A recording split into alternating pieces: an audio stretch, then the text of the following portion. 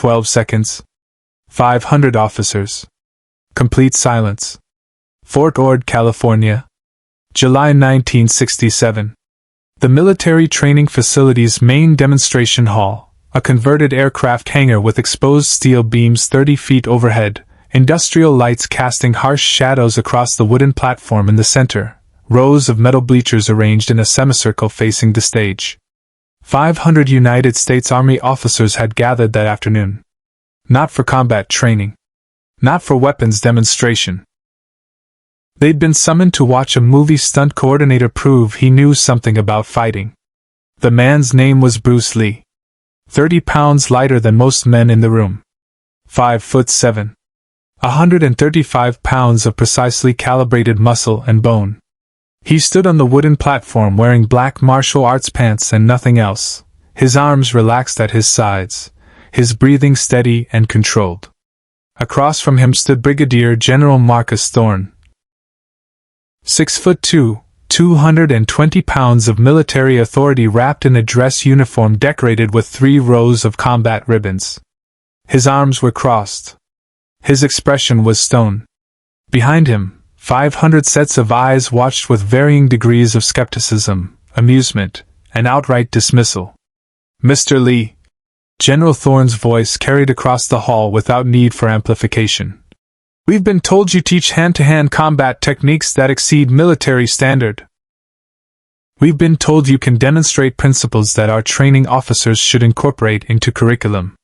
We've been told many things." Bruce didn't respond. Didn't nod. Didn't move. "Show us," the general said. What happened in the next 12 seconds would be discussed in military circles for the next 50 years. But to understand those 12 seconds, you need to understand how Bruce Lee ended up on that platform in the first place. In the middle of a military base, a general told Bruce Lee, "Show us," and 12 seconds later all 500 soldiers stood with their breath held. 6 weeks earlier, Warner Brothers Studios, Burbank. Bruce Lee was working as a fight choreographer and occasional actor, small roles, technical consulting, teaching martial arts to Hollywood elite in private sessions. He'd been trying to break into American film for years. He'd created the concept for a television show about a Shaolin monk in the American West. The studio had taken his idea and given the starring role to David Carradine. Bruce was frustrated. Talented but invisible. Too Chinese for American audiences, the executives said. Too American for Chinese films. Too small for action roles. Too philosophical for martial arts movies. He kept training. Kept teaching.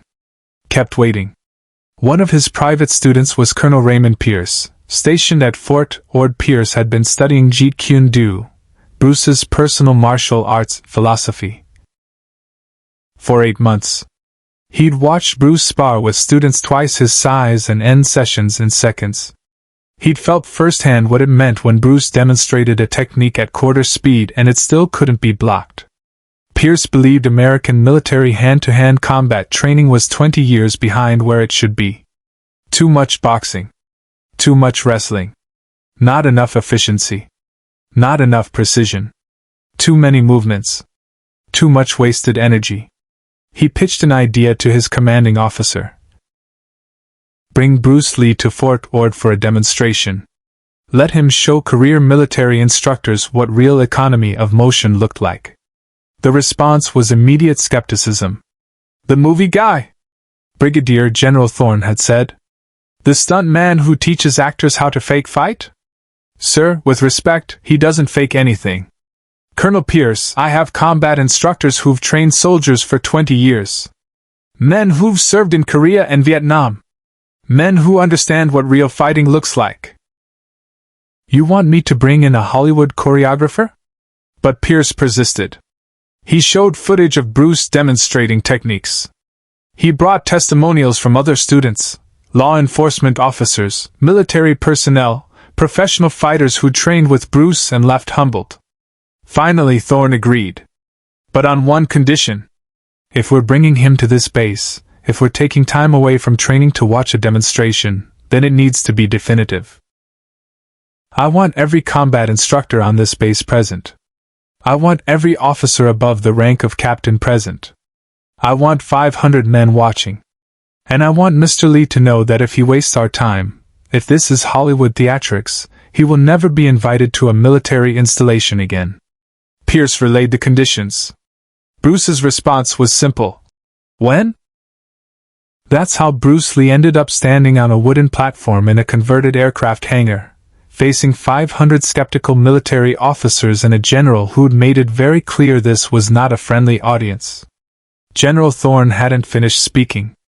"Our men train in hand-to-hand combat for months," he continued, his voice echoing through the hall. "They learn strikes, grappling, defensive positions. They learn to fight when exhausted, when injured, when outnumbered. What you're suggesting?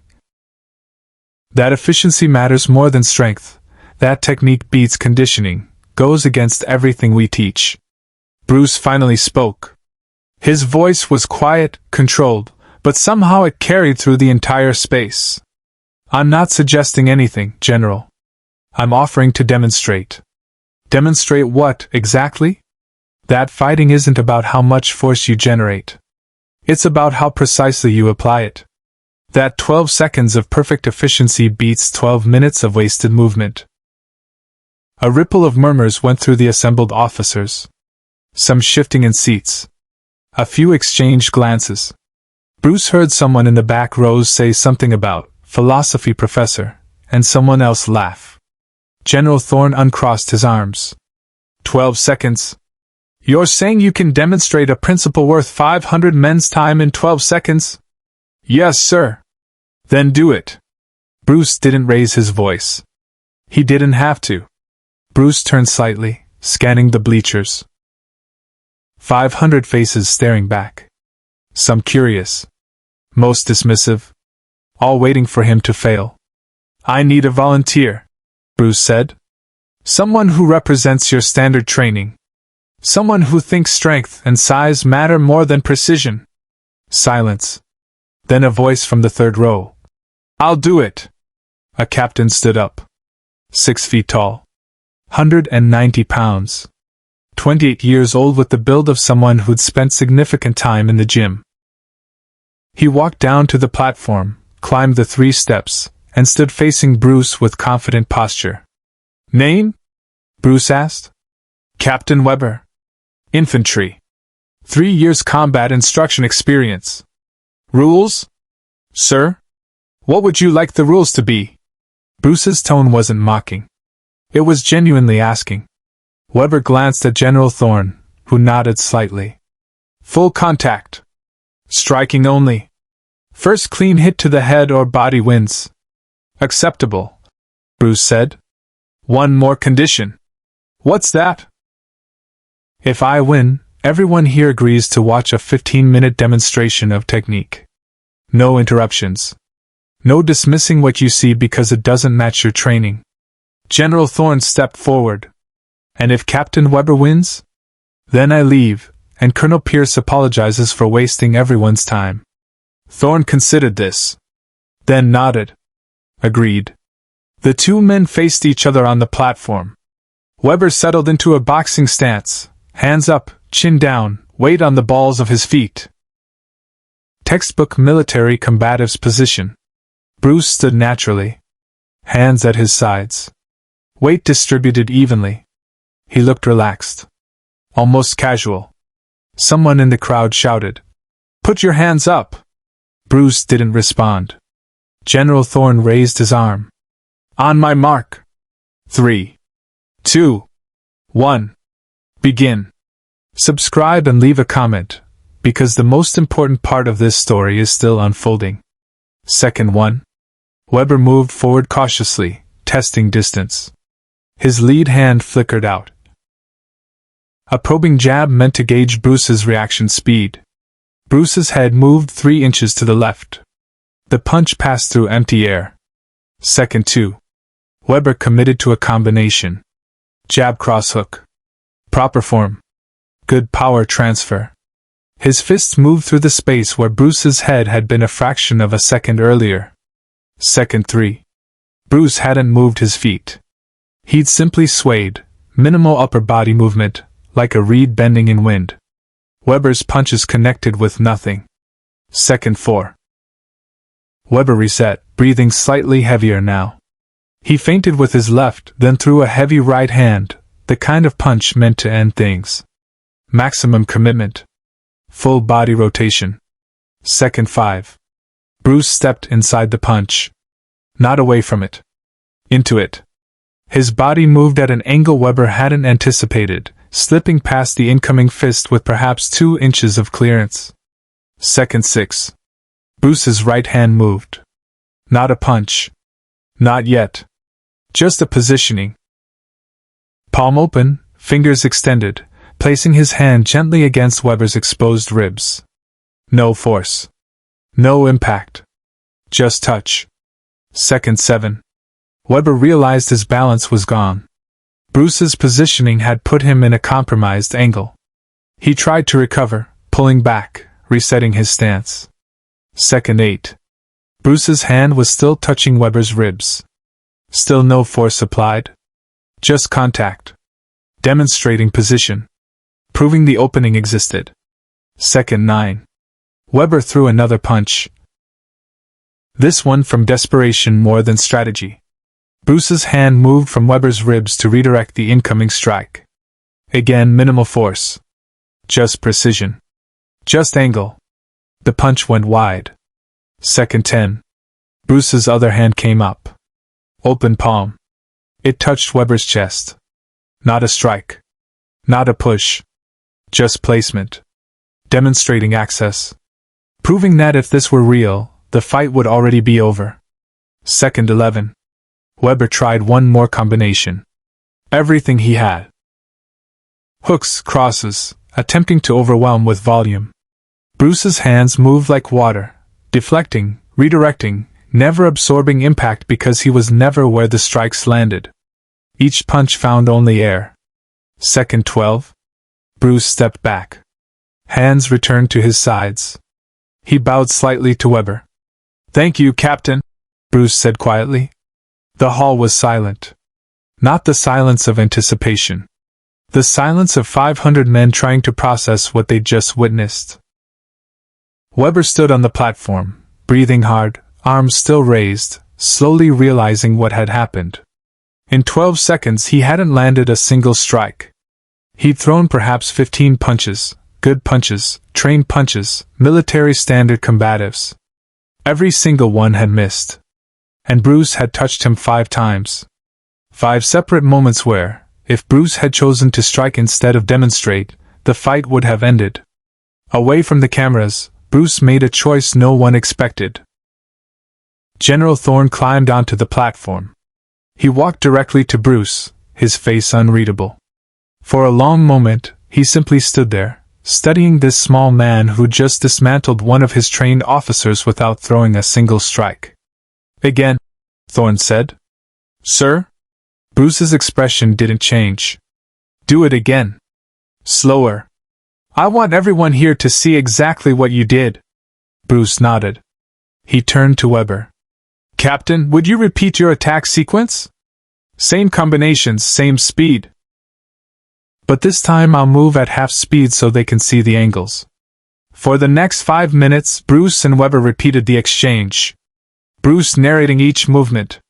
Explaining how he'd created angles Weber couldn't cover. How he'd used Weber's momentum against him.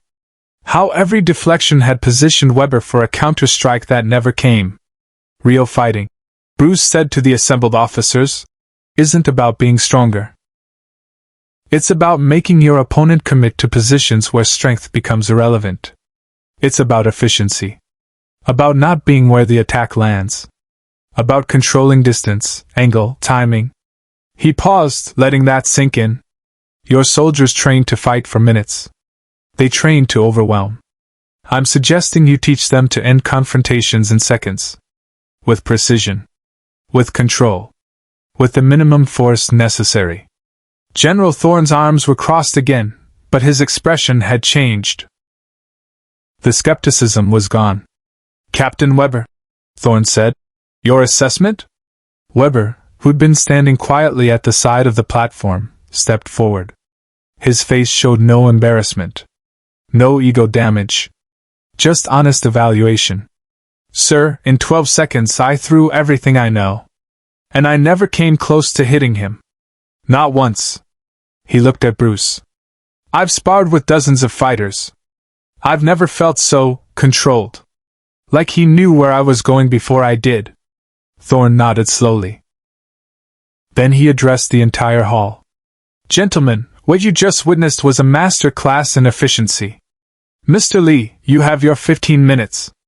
And I suspect by the end of it, every man here will be rethinking how we teach combat.